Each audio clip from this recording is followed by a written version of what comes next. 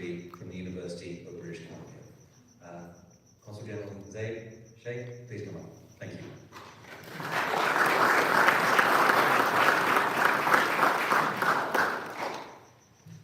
Thanks so much, Duncan, and everyone for being here. Thank you, of course, to UCLA Chancellor, our great partners, Pacific Council, AEM, and of course everyone here who's come, whether you've come representing Canada from, or whether you've come from across the border. Thanks for coming from afar, and of course there's so many Canadians here right at home in Los Angeles County, Southern California, so a great hello to everyone there. And I'm so glad, thank you Duncan for making the land acknowledgement for the Gabrielino Tongva people and their communities. Absolutely, that is an important part of every formal and frankly, in many cases, even informal gatherings in Canada across the country. So it's incredibly kind of you to do that here, beating us to the punch, as it were. Talking about punches tonight, I think we're going to be talking about the heavy hitting that our collective share of prosperity, ingenuity, camaraderie, partnership has achieved. But we're also going to talk a little bit about the hits that seem to keep on coming in terms of rhetoric, in terms of gamesmanship perhaps, and definitely in terms of the art of the deal and negotiations. But let's take it back a little bit. We've heard from so many great people here already about what set us up for success, but bearing the fact that I am representing north of the border, I want to sort of lens a little bit closer on Canada's connectivity and Canada's partnership here in the US, and I know my great friend and colleague Carlos, Consul General Gonzalez Gutierrez from Mexico will be speaking to really illuminate what has been happening on Mexico's side. It's an esteemed group, an esteemed set of introductions, so I'll keep, I won't be as esteemed in my language perhaps, I'm not as flourished, but I'm pretty good with a script, if you know what I mean. So let's begin. Look, in the aftermath of the US election, not just here, but definitely around the world, and we'll speak about that too, I'm sure the panelists will discuss that. There have been many recent questions, commentaries, and even perhaps some criticisms, let's be honest, about globalization and whether there are any benefits to cross-border links. Our great introductions and those who introduced us, I think already showcased the possibility, the probability, and the reality of that. But it clearly, this moment in time gives us cause to remind ourselves, remind each other, and perhaps make a few more commitments. Let me be clear with my response to those questions, commentary, and perhaps those criticisms. Together, Canada, the United States, and of course Mexico have created the wealthiest, most competitive trade bloc in the history of the world. At over $31 trillion, our three nations together account for about 30% of the global economy. To put that into perspective, for those who might still be saying, well, what does 30% really mean? The European Union's combined GDP is about 20 billion, and China's is 17 billion. And I just quoted you $31 trillion for three countries on this side of the world that happen to intersect beautifully here in LA and LA County. Since its entry into force, 1994, or it was in force, I shouldn't say it was forced, it was enforced in 1994, NAFTA, the North American Free Trade Agreement, of course, between Canada, the United States, and Mexico has helped generate economic growth and raise the standard of living, which is key and essential to what we're talking about, for all inhabitants of those three countries since its inception. From a trilateral perspective, NAFTA 1.0, we're speaking about Trump 2.0, but it's important to remind us how we got here. NAFTA 1.0 supported the development of an integrated and competitive North American market and supply chain, as Duncan mentioned, as the Chancellor mentioned. It provided manufacturers, producers, investors, consumers with a predictable and secure commercial environment. It made Canada, the US, and Mexico, as a collective, the most competitive region in the world, by giving business the ability to leverage a whole lot: natural resources, manufacturing capability, intellectual property, human capital, and investment from across the continent in a super integrated supply chain manner. And we're not just talking about the supply chain of goods or products. We're talking about the supply chain of mindset and services. During the first Trump administration, of course, not so long ago, I was here, I had just started in 2018. Threats happened about that agreement, but of course, we all came together, the three countries, enforced, shared an agreement that they then called USMCA. Let's just call it USMCA for now, because we're in the United States, which in fact has improved upon the first deal. In fact, the White House at that time, President Trump 1.0, called it the best deal he'd ever made and ever signed. So it's important to remember that for a person who talks about the art of the deal, who maintains that negotiating prowess, and talks about always wanting a great deal by the end of it, that deal that currently is at risk and is under threat was the best deal that he had ever made, according to him, at that time. And that was true. He wasn't just talking or saying something out loud. He actually was right. And there was a lot of facts to back it up. Citizens, communities, and businesses in all three countries have all benefited because that agreement has seen greater yields for that goods, services, product, intellectual capacity, and intellectual property going across those three borders. We've seen greater yields, record successes coming because of that agreement, notwithstanding that perhaps it isn't the most perfect agreement, but it's a great deal, and that's important. So now we talk about Trump 2.0, we talk about what's happening now, and we talk about, as the time ticks, in about a couple of weeks, where those deadlines about tariffs are definitely on the table from all sides at this point, and that's going to be clear as well. That it's really now risking what we have all built together for the last 30, 40 years. Wiping that out is not something any of us want to imagine, let alone take on, and even worse, live and realize as a reality of our collective lives and livelihoods. The North American Free Trade Agreement with our integrated supply chain has been critical to our shared prosperity, as I've said. Canada is California's #2 partner. #2 partner globally, with over 20 billion in goods and 9.5 billion in services to Canada every year. Not the import, the export we're talking about. Now, when we think about import, California's imports from Canada are crucial to keeping the Californian economic engine not only clean and safe, but roaring. On energy alone, California imports $922 million per year in crude oil and $607 million per year in electricity.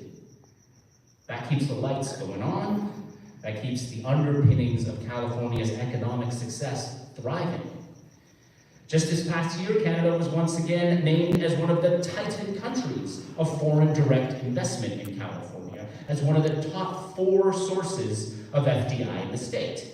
And we all know the value of FDI. It creates jobs, it secures careers, and it propels prosperity. And if we go across the US, if we don't just look at California, Canada is once again, the stats bearing out, that we're the top customer for the US in goods and service exports, with Canada buying more US goods than China, Japan, France, and the United Kingdom combined. We have 39 million people in our country.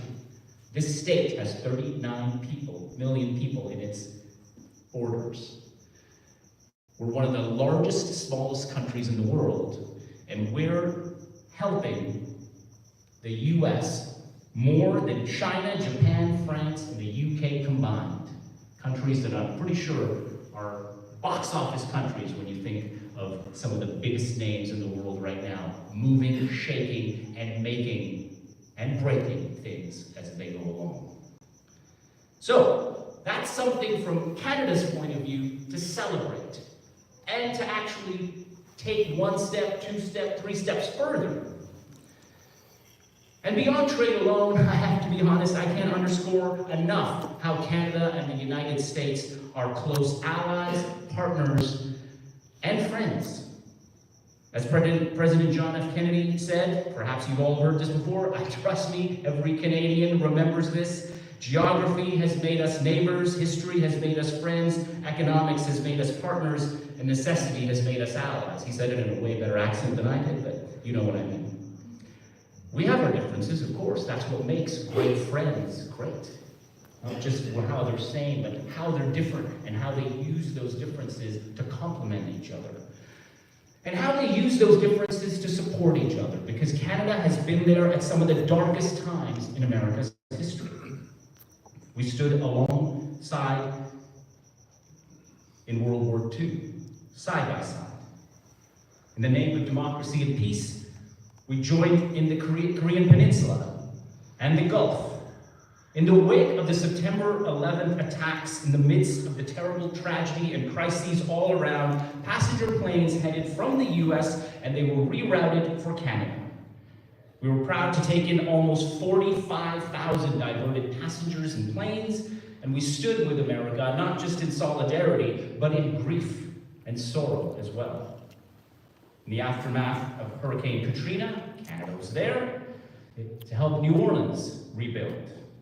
And during the Iranian hostage crisis, Canadian diplomats risked it all to free our American friends, and Ben Affleck even got an Oscar, I think, for it.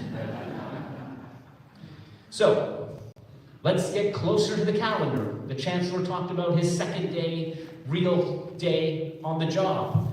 Well, when those wildfires started raging last month, because it's already last month, and it seems just like a minute ago, Canada and Mexico were there. Myself and our consulate team were on the phone and on emails, around the clock it seemed, frankly, to facilitate assistance from across Canada, from our ministers, from our Prime Minister, talking to the Governor, from our Health Minister, from our Public Safety Minister, and I can tell you that in Canada, the reaction, seeing those images on the news, wasn't just, oh my God, how horrible. It was, what can we do? Where do we send it? What do they need? How fast? Here's what it is. It was almost overwhelming for our team to get those offers of support. And we know that our partners understood this, because the phone calls and the emails and the official letters from the Governor's office, from State Department officials, from firefighting crews and first responders, to those Canadian and Mexican firefighting responders right there on the ground and in the air, they came in droves, and they all came with thank you. You are our best friends. We know we couldn't do this without you. And thanks so much for still being here, because guess what? They understood the conversations that were happening in Washington, D.C. at that time. And in spite of those conversations, they knew what the reality was, and therefore they responded to the reality, not the commentary. So, next week I'm going to be in Washington, actually. I was telling the Chancellor and my dear friend Carlos here. And we're going to be speaking, of course, with our ambassador, but we're also going to be on the Hill, as they say, really looking to remind our members in Senate and in Congress from Southern California of that friendship, that partnership, that allyship that has been here through and through, day in, day out, and recently was shown minute by minute, hour by hour. I know they know that. but it's going to need to be reiterated in the halls in DC, and hopefully loud enough so that others can hear, because I'm sure that it's not our Southern California members, for the most part, that need that reminder. And it's not even you fine folks here in this room, but it does take these gatherings, it does take these rooms, even when people know exactly what the answer is, to remind each other that we're here for a purpose, we're here for a reason, and we're here to make good and do good on our commitments. With that, I want to thank you. I just want to remind us that not only are we your biggest customer, the U.S. is stronger and more competitive globally because of this economic partnership. And if the U.S., as the President says, is really looking to usher in a new golden age, well then Canada and Mexico are front and center of that reality. Merci beaucoup. Thank you so much.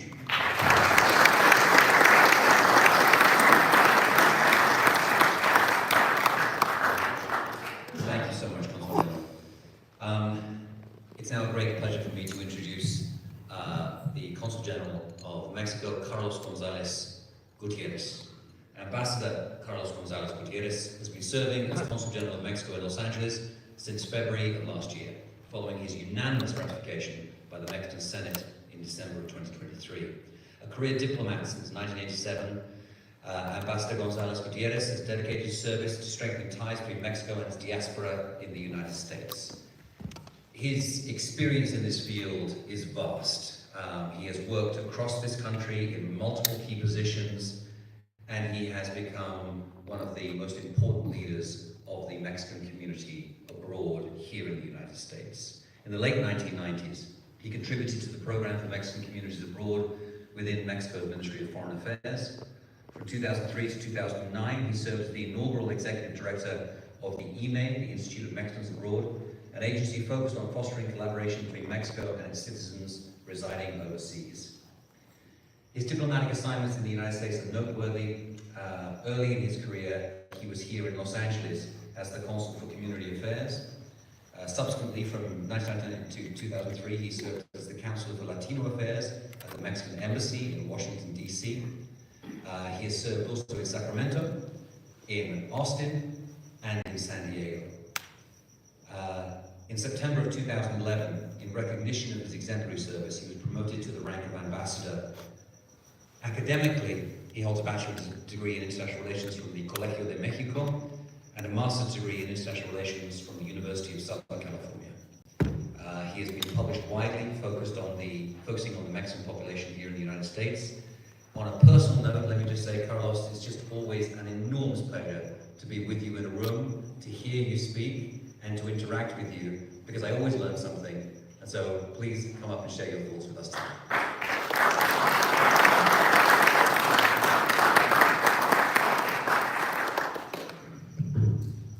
Muchísimas gracias, Duncan. Thank you very much for this opportunity.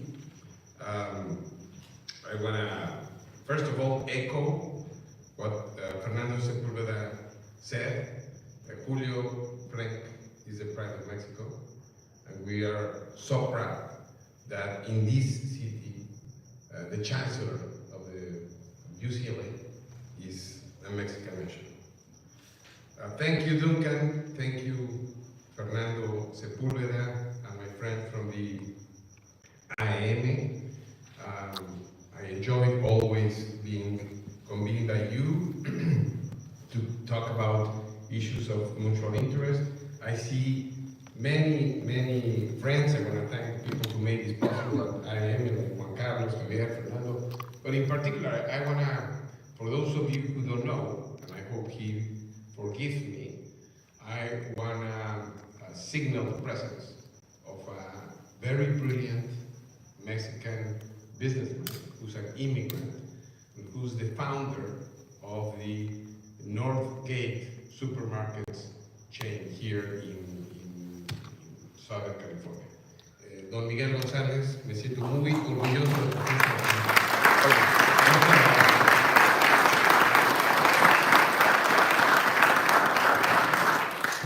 If you need to talk with someone who's the embodiment of the benefits of integration between our economies, Don Miguel, estoy seguro, is the best person to talk during the tequila time. I'm just gonna make 5 points. I'm very honored to follow my dean at the Consular Corps and my dear friend, the Consul General of Canada in LA. I just want to compliment what he said, but because in the end, our perspectives are not that different. And following him, following my dean, following my dear friend Saeed, I want to mention only 5 points. And I'll try to be as brief as possible because we all want to hear the plan. My first point is kind invitation to you all to put yourselves in the shoes of Mexico or Canada for that purpose. To imagine the negotiators who 30 plus years ago negotiated NAFTA. Imagine them negotiating with their counterparts who back then came from a government, a Republican government, that believed deeply in 2 principles. Free trade is good, the tide raises all boats, and immigration in the long term is good for the host society. Those 2 very basic principles, the ones in which I was educated, in which many of us were educated, those are the ones who Republicans today, and unfortunately many Democrats, put into doubt. They questioned the validity of both points. And currently, we have a government in the United States that see every trade negotiation as a zero-sum game in which there will be winners and losers. You're a sucker if you have a deficit. You are a winner if you have a superávit. Very mercantilistic point of view. Now, furthermore, everything is linked together. You cannot negotiate on one track immigration, another track drug trafficking collaboration, another track trade. Everything is linked. And the access to this market is for this government a valid tool for leverage with both rivals and friends. From the perspective of the Mexican government, if we're all able to put ourselves in the shoes of Mexico, I think that it is clear that things have changed, that the paradigm is collapsing, and that it is what it is. We need to learn how to deal with a government that truly believes that free trade is a zero-sum game, and that immigration in the long term is bad for the United States. But we should never forget that it has actually been very good. As Saeed was saying, it's been great for the 3 countries. And from our perspective, imagine where were we at 30 years ago. Today, we are the top trading partner of the United States. Mexican exports have multiplied by 10 under NAFTA, and the US-Mexico trade relationship has reached $800 billion per year. Naturally, we are the #1 trading partner of the US. My second issue, my second point. If we need to face reality, if we need to recognize that it is what it is, I think that it is one thing to recognize that decision makers today think in a different paradigm, and at the same time we should be able to not allow this new paradigm to impede us, to obstruct us, the ability to distinguish myth from facts, and don't live in a circle of disinformation. As I was listening to news this afternoon, do I mean by distinguishing myths from facts? Those who advocate in favor of tariffs, they make two main arguments that are completely absurd, and I'm sure that the panel will address this. Argument number one, tariffs do not create inflation. That is false.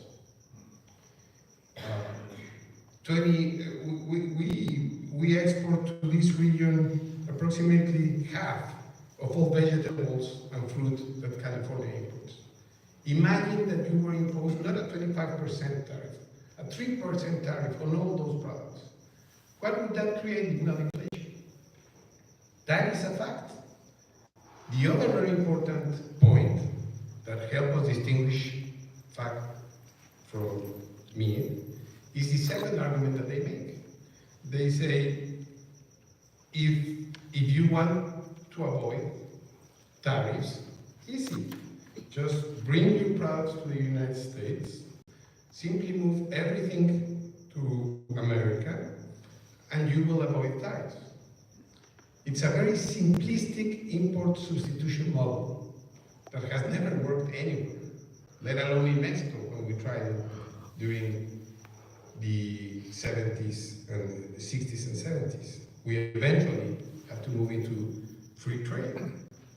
And the best way I have found, or one of the best ways I have found, the best explanation of why this is such a big myth is a column that I strongly suggest you to read by Tom Friedman, the last column he wrote for the New York Times, in which he says, nowadays, no country in the world alone can make an iPhone. There is no country that can make by itself an iPhone. There is no country that by itself can make a Ford Mustang or a Silverado pickup. All those very sophisticated products that enrich our lives, they have behind massive networks of manufacturing, training, and services ecosystems in which people, parts, and knowledge all move back and forth across borders. And I think that what NAFTA and the USMCA built, a shared production platform with integrated production chains between the three countries, is the best possible example of not one or two, but multiple ecosystems that could not survive in a single country, not even the most powerful one, as is the United States. Point number three, it is very difficult to negotiate with anybody who's always moving the post, que siempre está moviendo la portería, that is always a moving target. For us, for Canada, for Mexico, some days tariffs are explained as a way to raise revenue. And the next day, they are framed as an issue of reciprocity. And the next day, they are framed as an issue of justice, social justice. And then the next day, they are presented as a strategy to curb fentanyl or to curb undocumented flows of migration. It is extremely difficult to negotiate in these circumstances. And in this context is where President Claudia Sheinbaum faced as Prime Minister Trudeau a very difficult challenge during the first weeks of Trump administration. She was constrained in terms of pre-inauguration dialogue. In other words, President Trump did not allow for a delegation from Mexico to come before inauguration in order to talk about certain basic terms. Unlike what happened during Trump 1.0, there was no contact ahead of time. Once he assumed power, the president of Mexico did not send anybody to Washington to start negotiations, not even the ambassador. She tried to keep a cool-headed approach. On Thursday before February 4th, the day when tariffs were gonna enter into force, she announced that she believed that tariffs would never enter into force. And on February 3rd, as we all know, she talked directly with President Trump, and those tariffs were suspended for 30 years. 30, I hope 30 years, for 30 days, for 30 days. When the target is always moving, it's very difficult to achieve success. And we shall not mislead ourselves. There is a cost around this uncertainty. And we are all paying for that cost. Not only Mexico, not only Canada, but also the United States. I finish with my point number 4 and number 5 very quickly. Point number 4, we are doing our share. We are doing our share, we are doing our part, because we want to collaborate with the US. We need to collaborate with the US, particularly in the fight against drug trafficking, because it's a regional problem. And we do it also because it is in our interest. Perhaps we have failed miserably as a government to sell this as a strategy that benefits Mexico. No, we do it because it's in our interest, not necessarily because the US asked us to do it. But let me give you some numbers that, to me, in my opinion, are impressive. Number of people detained because of their ties to organized crime during the first 100 days of President López Obrador, 31. Number of people detained because of their ties to organized crime during the first 100 days of President Sheinbaum, 7,720. 31 during the López Obrador administration, 7,720 during this administration. Number of confiscated firearms during the first 100 days, López Obrador 26, President Sheinbaum 3,000 plus. I can give you numbers and numbers and numbers about the seriousness that this government is taking the fentanyl problem and the fight against organized crime. In terms of migration, illegal crossings have come down 78%, even before President Trump took office. 78% illegal border crossings through the northern border have already fallen down as a result of Mexico addressing the issue in collaboration with the administration of President Biden. We are trying to do our share. My final point. China sells everything to the world, and they tend to buy very little. That's a problem for Mexico, that's a problem for countries all over the world. But because of the size of that market, it would be dumb for Mexico to renounce to the opportunity of eventually arriving to that market. But we don't fool ourselves. We know that our future is in the integration with the United States and Canada, and we are acting accordingly. Unfortunately, we need also to debunk another myth, and that has to do with China. There was only one Chinese brand that produced light vehicles in Mexico. It produced 22,500 units. That's 0.6% of the total production in Mexico.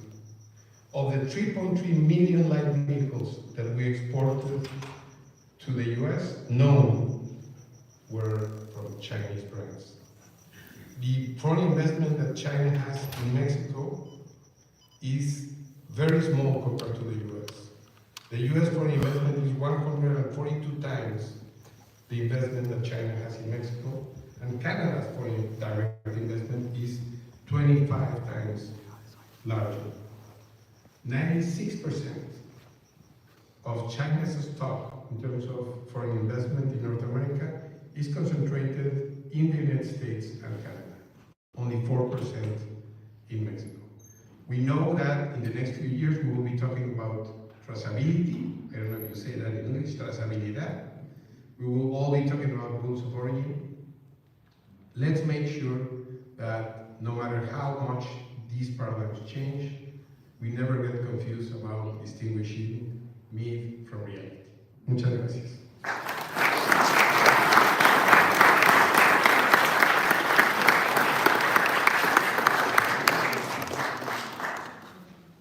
Thank you so much, Carlos, and thank you again, Jose, for your comments. I'd like now to call to the stage our panelists, beginning first of all with Alejandra Hanna Palacios, Pacific Council Board Director and External Advisor of Cuatro Casas. Secondly, Fernando Sepulveda, who is the Chairman of US-Mexico Business Association, the AEM, and the founder and CEO of MTech, Emerging Technologies Institute, and Alejandro Delgado, the VP of Binational Affairs at the AEM and Managing Partner at GCR Consultores. Please come to the stage.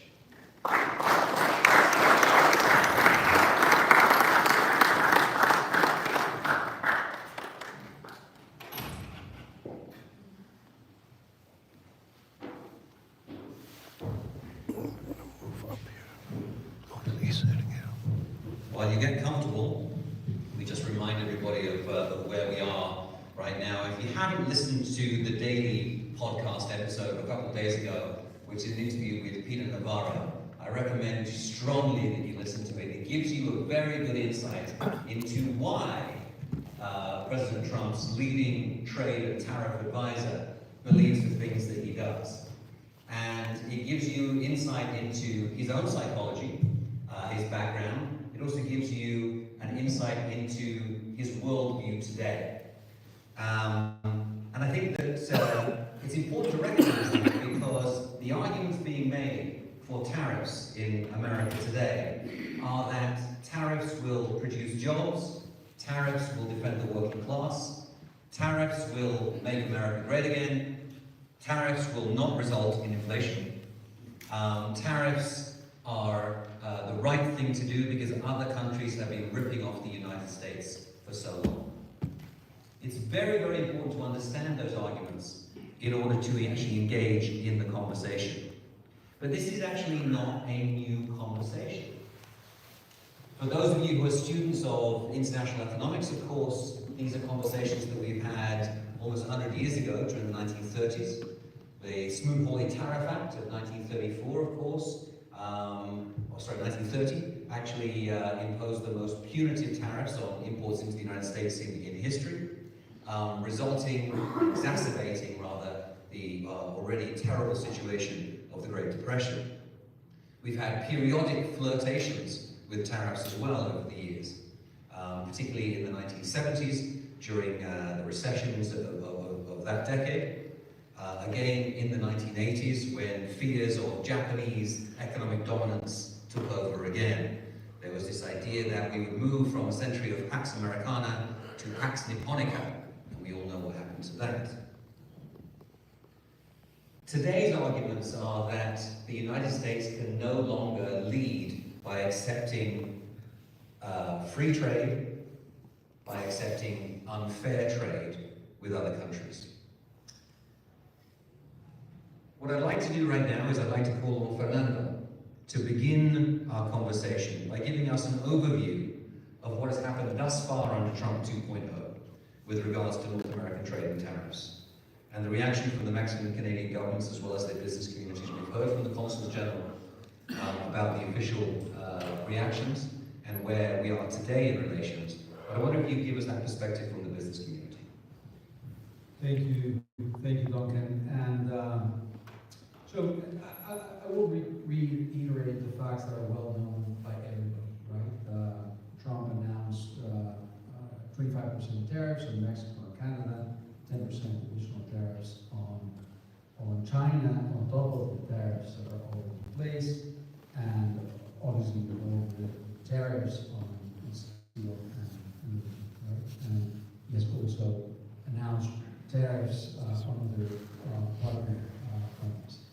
So I think that's the situation, right? I think what we need to ask ourselves is how much of that is trade policy and how much that is a negotiation. Okay?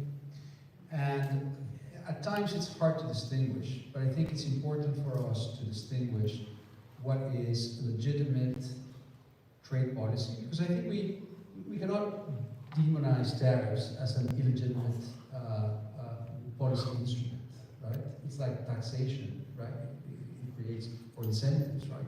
It creates market distortions. We know it as economists, right? There are times that you need to use those instruments, and those are legitimate instruments, right? So I think first we don't need to be dogmatic about tariffs are always bad or free trade is always good, right? I think we need to kind of look at it from a case by case perspective. But I think what's happening, and that's my interpretation, right? I mean, nobody knows really what's happening, right? So this is just my, I hope, informed opinion.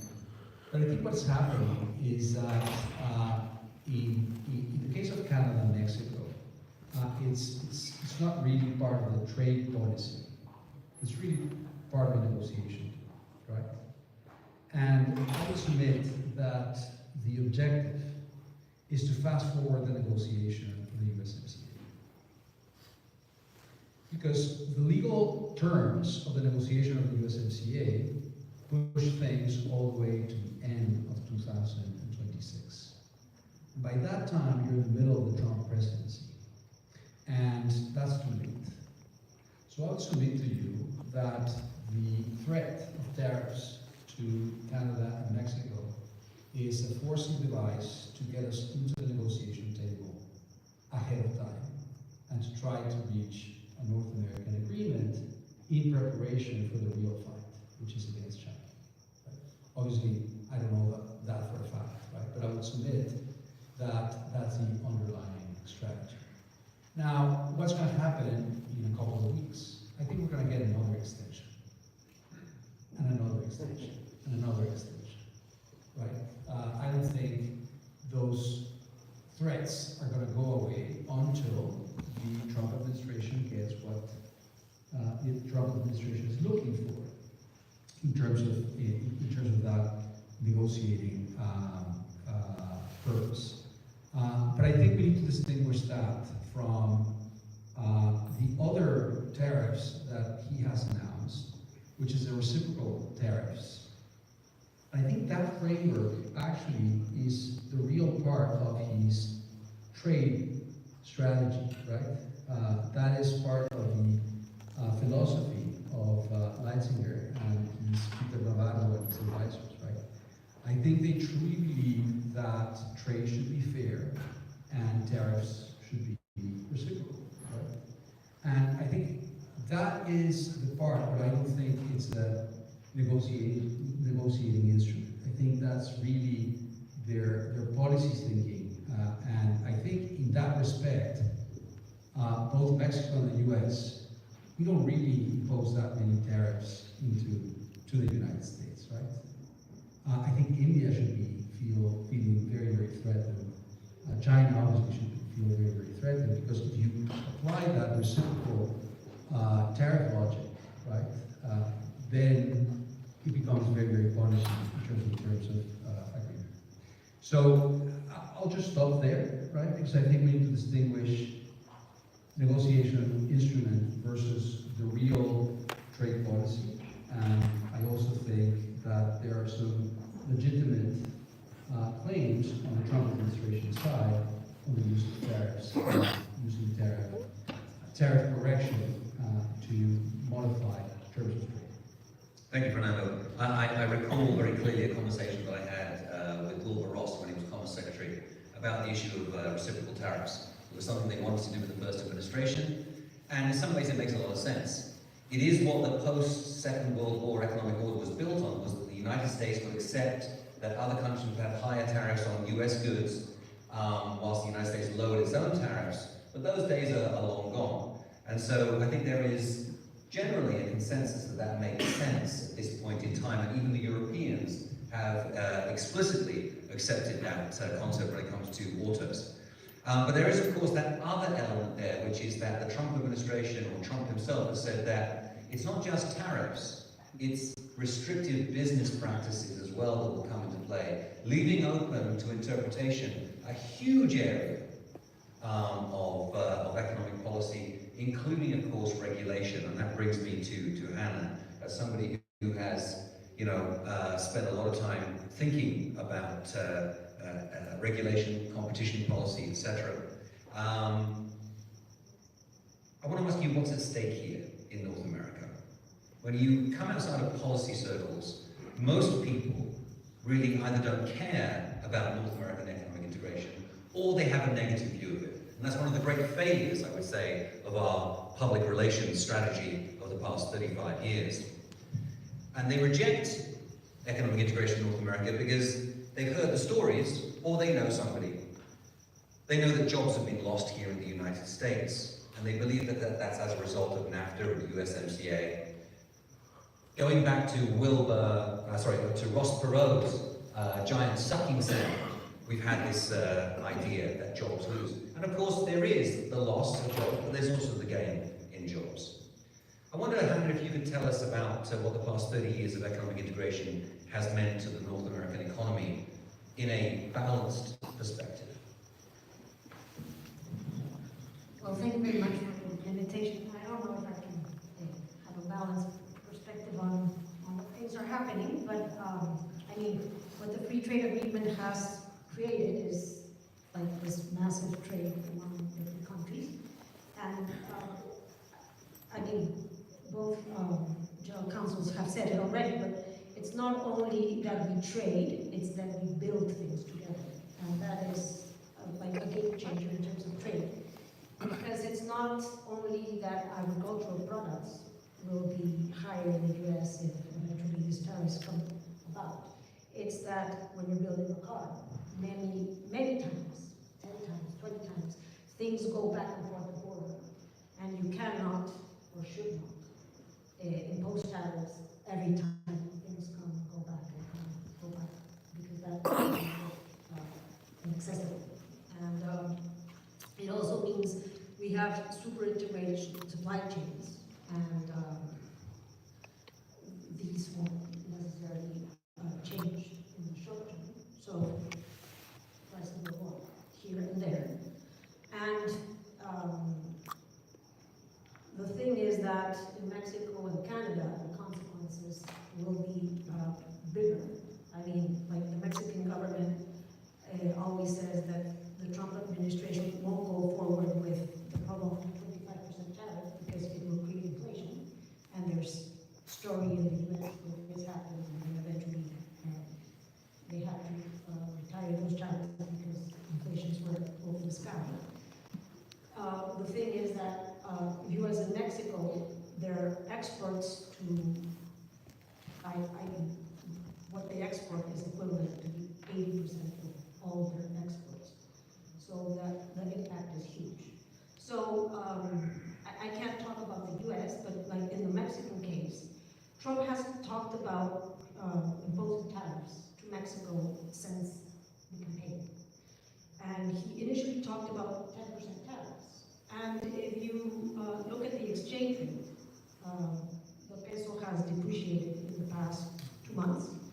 And the market sort of has embedded the idea that there will be a modification, that the trade agreement, when the negotiation starts, either it be today or in a year and a half, it will be different. There might be reciprocal charges, which are not right now part of the agreement. So, I mean, the world has changed, and everybody knows that the next negotiations will be different. So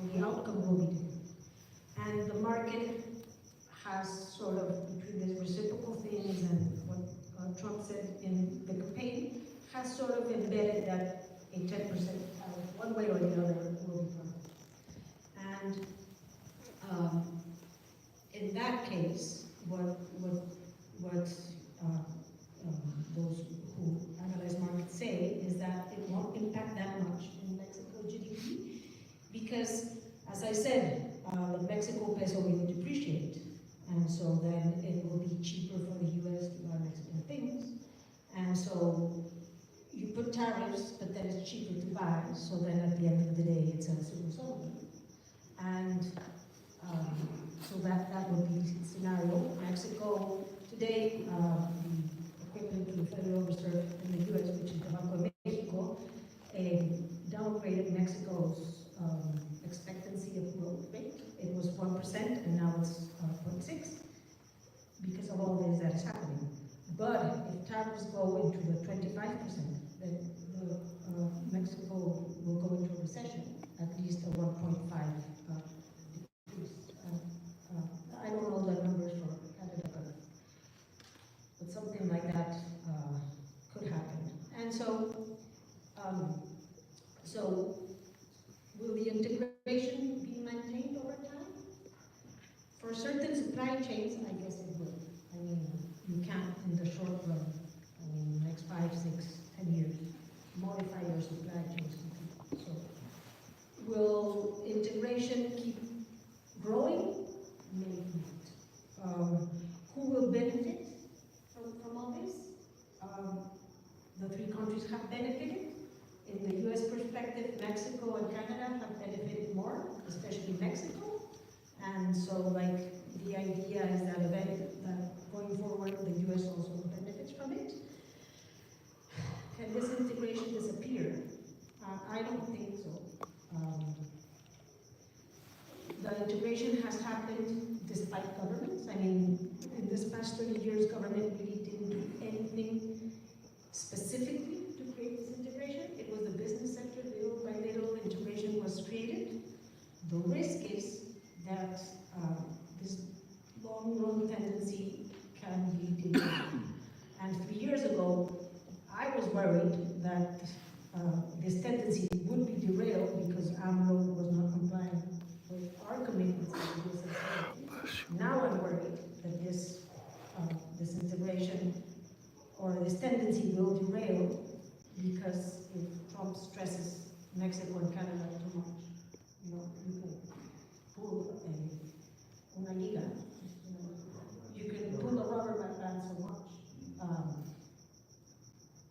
So those are my initial thoughts. I'm everywhere, I'm sorry. Thank you, Hannah. I'm really glad you brought the issue of flexible exchange rates. It's one of the points that Rogelio Ramirez de la O, the Secretary of Hacienda in Mexico, raised in a recent call with investors and pointed out exactly what you said, that there has been this depreciation of the Mexican peso, almost exactly equivalent to that 10% tariff level.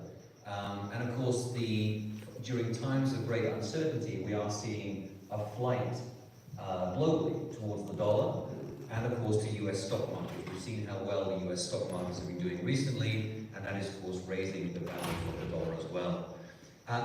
Alejandro, you've spent years in the fields of entrepreneurship, economic development, investment and venture capital. As you're looking at the markets today and you're looking at the investment climate in North America, what is the impact of the current uncertainty on that climate? Yeah, thank you, Duncan, and thank you everybody. Thanks for the invitation.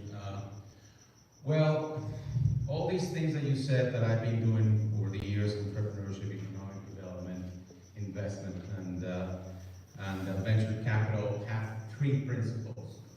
Number one, productivity. Number two, innovation. Number three, growth. I don't see how tariffs address any of these principles. I really don't. I don't see how low value product substitution will contribute to this in the US. Not to say Canada or Mexico. Is it really possible, as Hannah just said? Is it really possible? I mean, 35% of the value of all cars, automobiles, and trucks brought from Mexico to the US have US value, US content.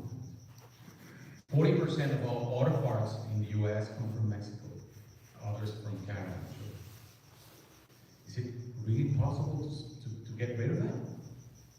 Is like a life without Mexicans? Is it really possible? So I think that we're going to now put it on the table that we're seeing negotiating strategies, which can be rough. I mean, that Saturday was a terrible day for many of us. Instead of skiing the slopes of Colorado, I was making calls and receiving calls all day. So that's just crazy. Just keep in mind that 45 cents per every dollar exported from Mexico are U.S. products, half U.S. products. So the integration that we've had over the past 30 years, and us who negotiated the original NAFTA, that's what we bet for, from Bush, Salinas, all the way down in the line. And it all takes me back to Bretton Woods. Why these institutions in Bretton Woods were founded. Number one, peace. And I'm really worried about that. And I think many people are. Investment into Mexico has halted. Okay, you don't see many projects, maybe some expansions. But many projects are still watching from the fence on what's going to happen.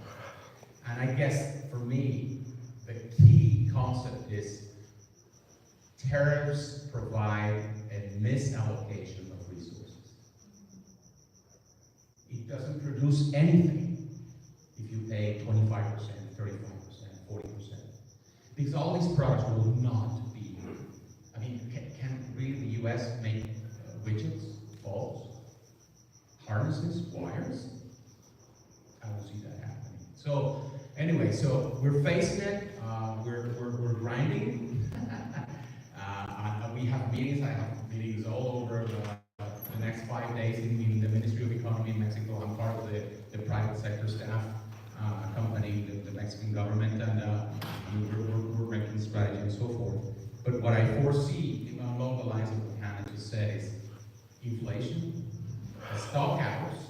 Just keep in mind that in the time of the COVID, you guys had a 50% stock out in things like food and beverages. Mexico came along and solved part of that crisis. So I don't know. I think they really think about it and see what's going to happen. Dollar appreciation, as you said, I see that happening. Reduction of growth, both in the U.S., Mexico, and maybe Canada.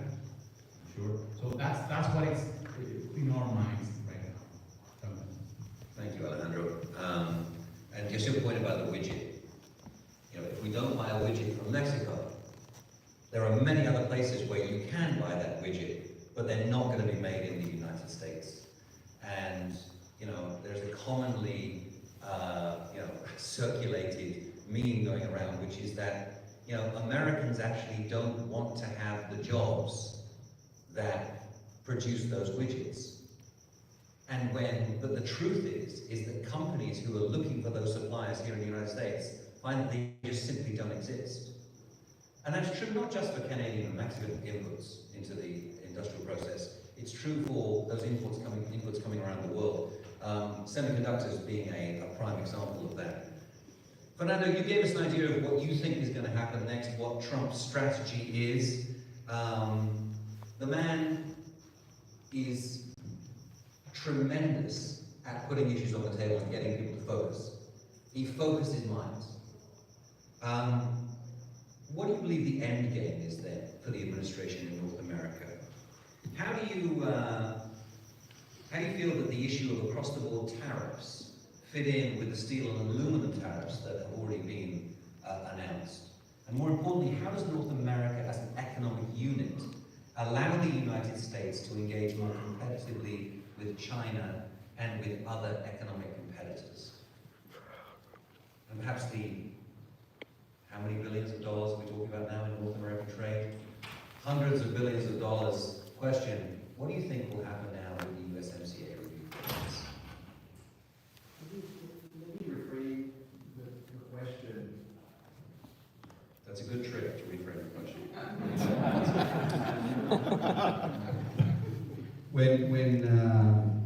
When journalists interview you, right, you never answer what they ask you.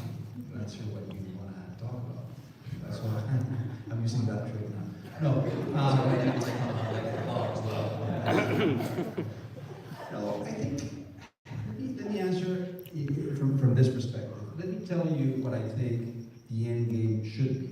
I don't know what it is, right? But I can offer what I think it should be, because then I think we can craft a strategy to help us get into that end game, right? And I would submit that kind of a key principle of any negotiation is that you need to focus on expanding the pie before focusing on dividing the pie, right? That's one of the most kind of basic principles of negotiations. You need to expand the pie. And that's exactly what we did last time, right? You remember that the key difference between NAFTA and the USMCA was two new chapters, the energy chapter and the electronic digital commerce chapter.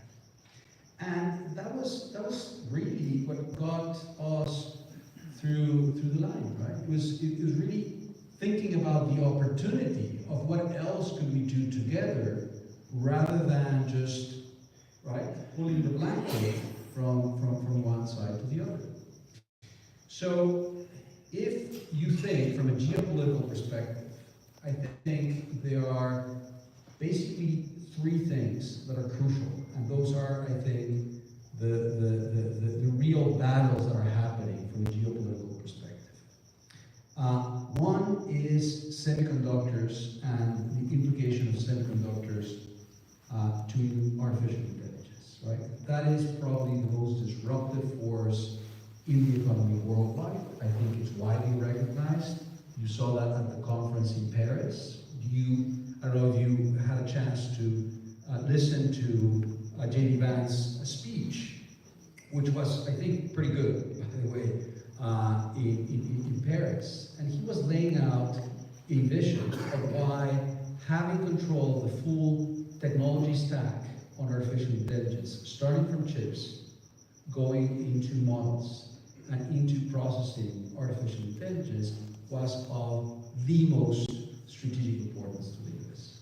So I think Mexico and Canada should focus on working with the Trump administration and ensuring that we create a semiconductors AI chapter into whatever negotiation is on the table. Because that's really expanding the pie, right? Those are the real areas where they're interested in terms of geopolitical dominance vis-a-vis China and vis-a-vis other regions.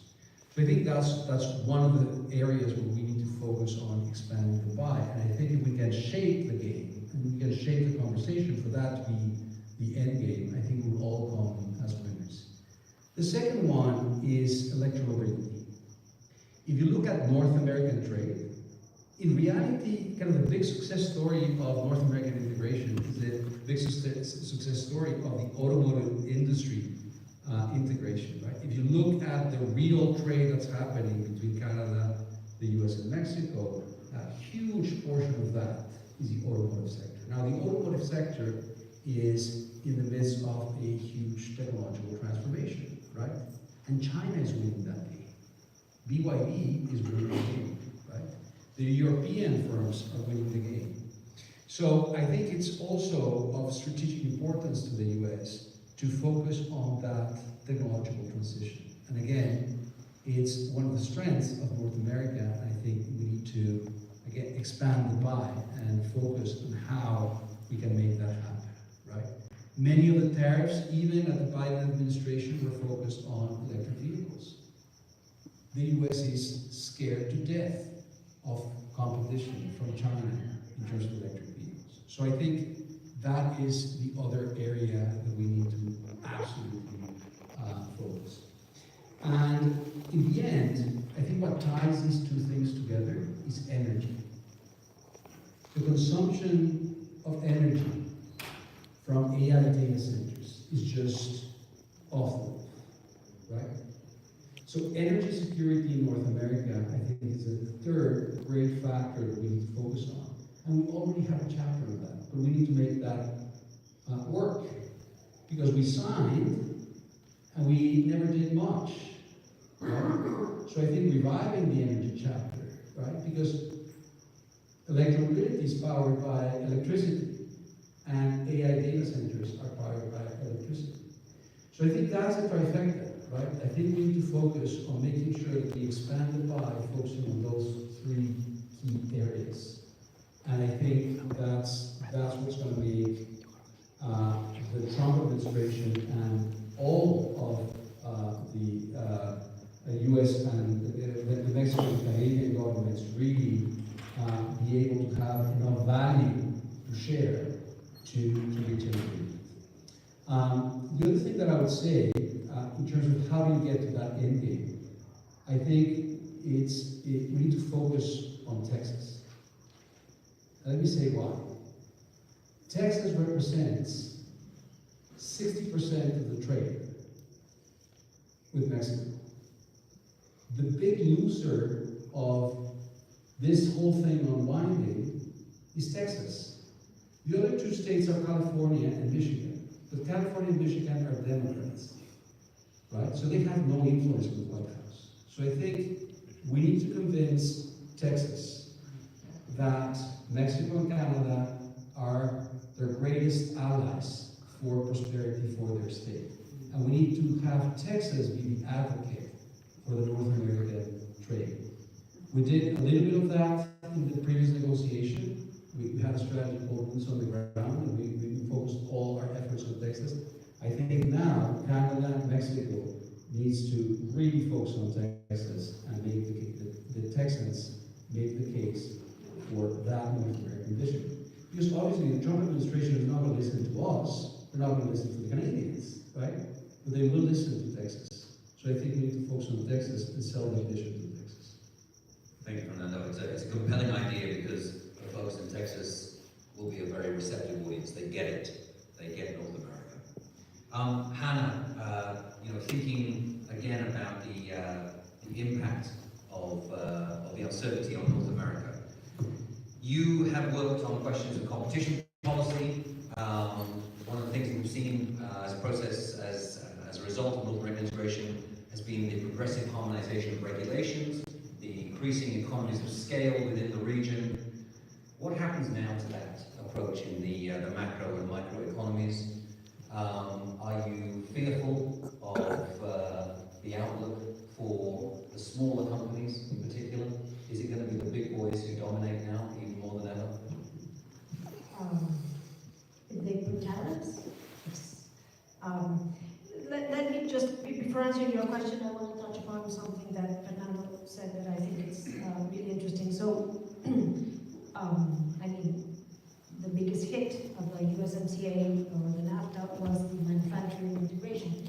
But one important spillover is regulatory convergence. So Mexico's antitrust law, first Mexican antitrust law, was implemented in Mexico as a commitment of the Mexican government when the first NAFTA was signed in 1994. Because if U.S. companies wanted to come to Mexico, they needed to know that they would have a level playing field. So Mexico committed on writing an antitrust law and implementing an antitrust agency. And then in time, as Fernando says, in the USMCA we have the energy chapter, and then we also have the trade chapter. And the trade chapter is very important because it has commitments from the Mexican government and the Canadian government in terms of cybersecurity issues. And if you stretch it a little bit, also on how to regulate artificial intelligence.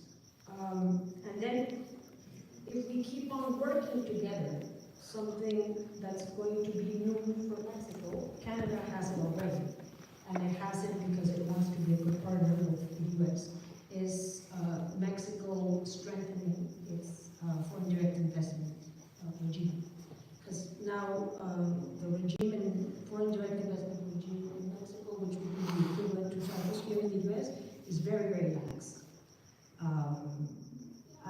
If you don't invest in transportation, telecommunications, and airlines, basically any company from anywhere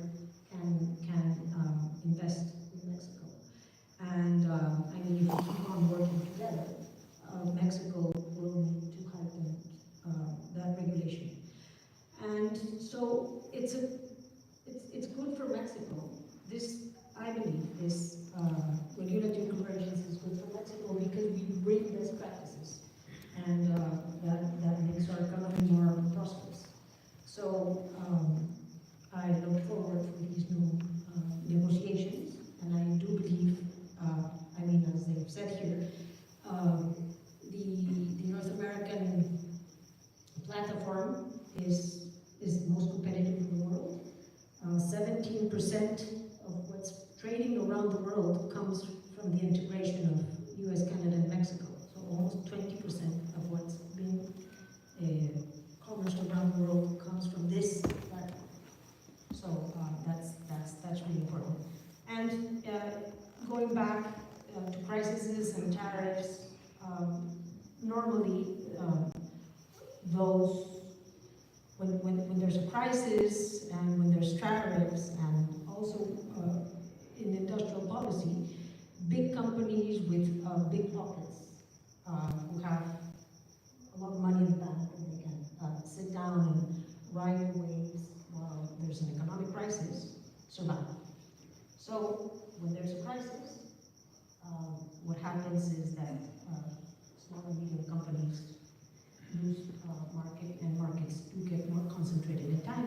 So that's the risk for Mexico, the US, and Canada going forward.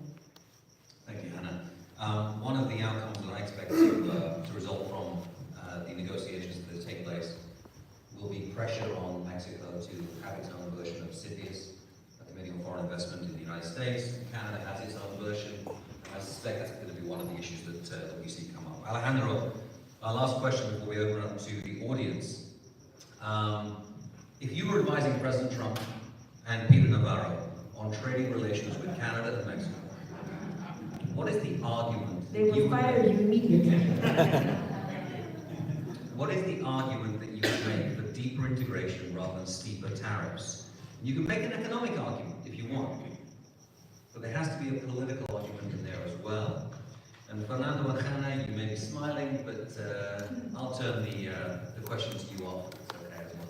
Alejandro. Thank you. Okay, so I guess the first item that I would bring to the table would be somewhere along the lines of what Carlos and our General Counsel from Canada were talking about, success story of integration. 30 years of success, yes, with challenges, yes, with major spaces for improvement and so forth, but we have created wealth, we have growth, and we have made the productive system better, the three countries together. And that story, I think, has many aspects that could make them think that not only NAFTA, but then the USMCA were great instruments for making the three countries better. Making Mexico more prosperous is in the interest of the United States for its security, for its immigration, and so forth. So it only makes sense. Number two, I would talk about efficiency.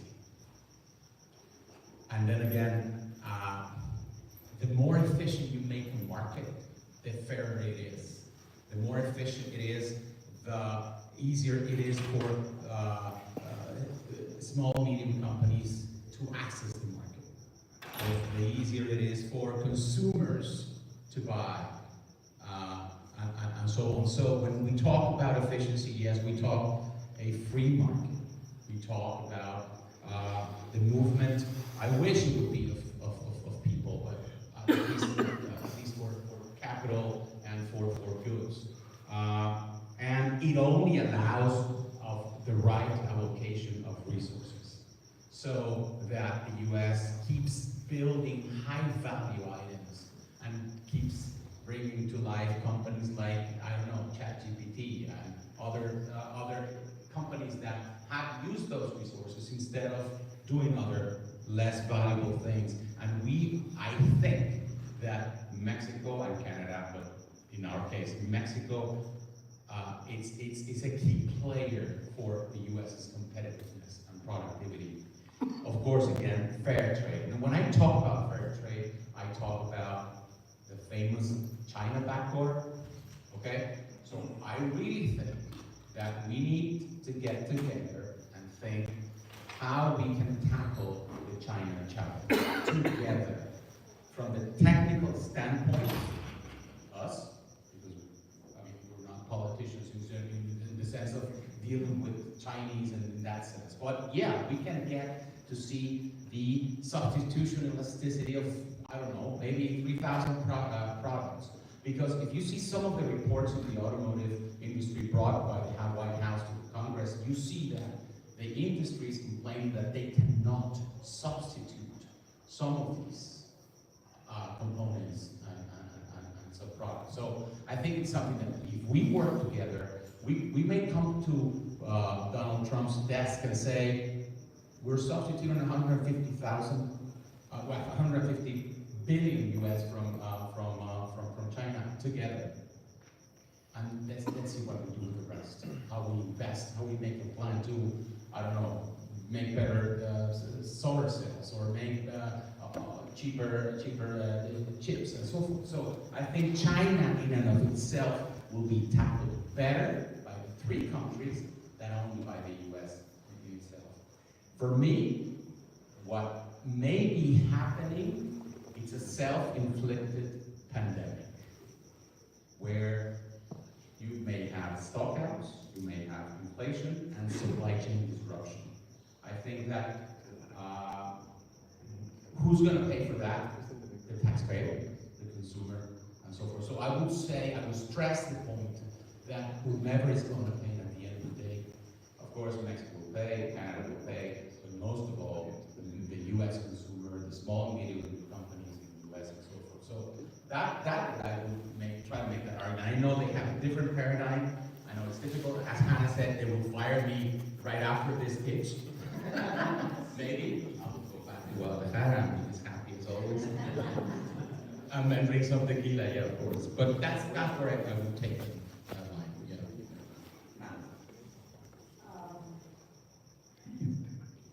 Yeah, yeah. They would fire me also, because I would say that the best functioning part of Mexico is the best functioning parts of Mexico, their economy and geographically, regionally, are those linked with this regional integration we've been talking about. So, I mean, we've had 30 years of experience seeing how Mexico has, certain parts of Mexico have come out of poverty because of this integration. And then I would also remind them what President Reagan said in 1979, that a key to America's own future would lie both in Mexico and Canada if they would become stronger.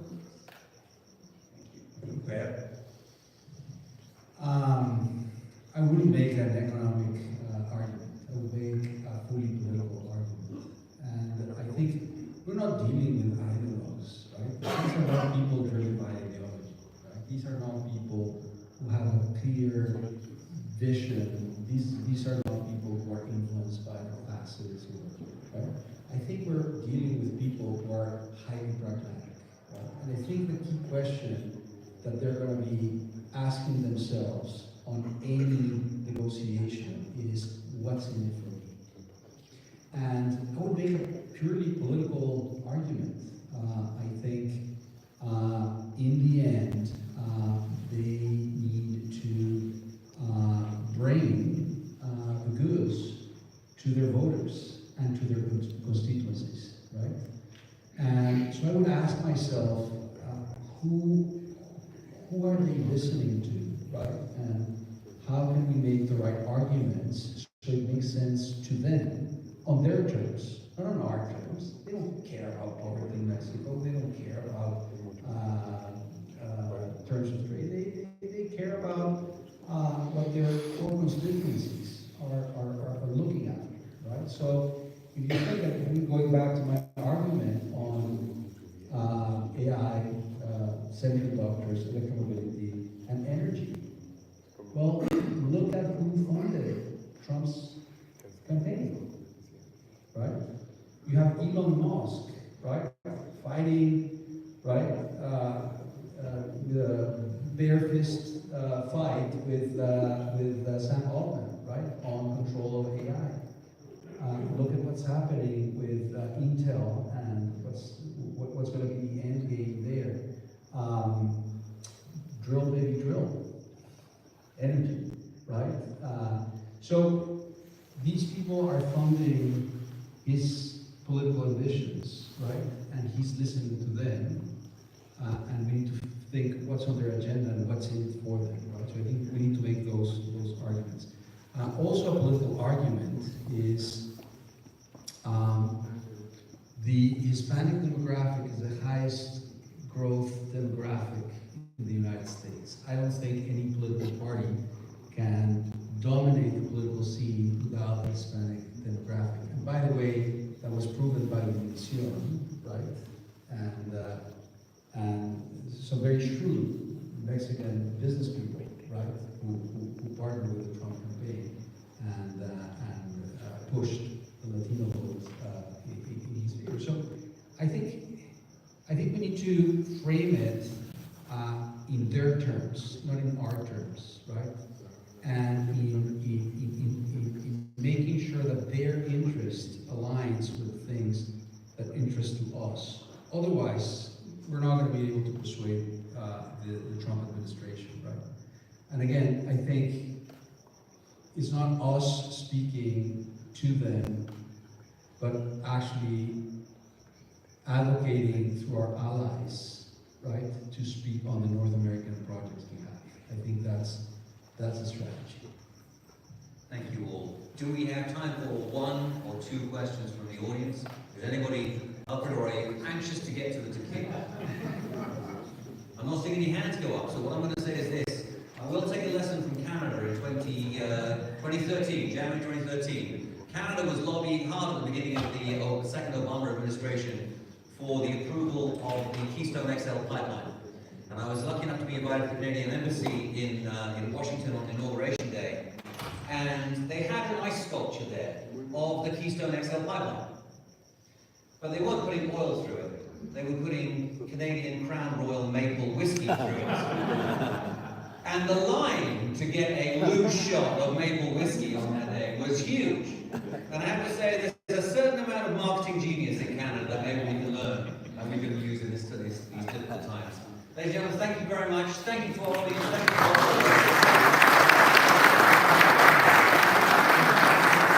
Please join us next time for a brief reception.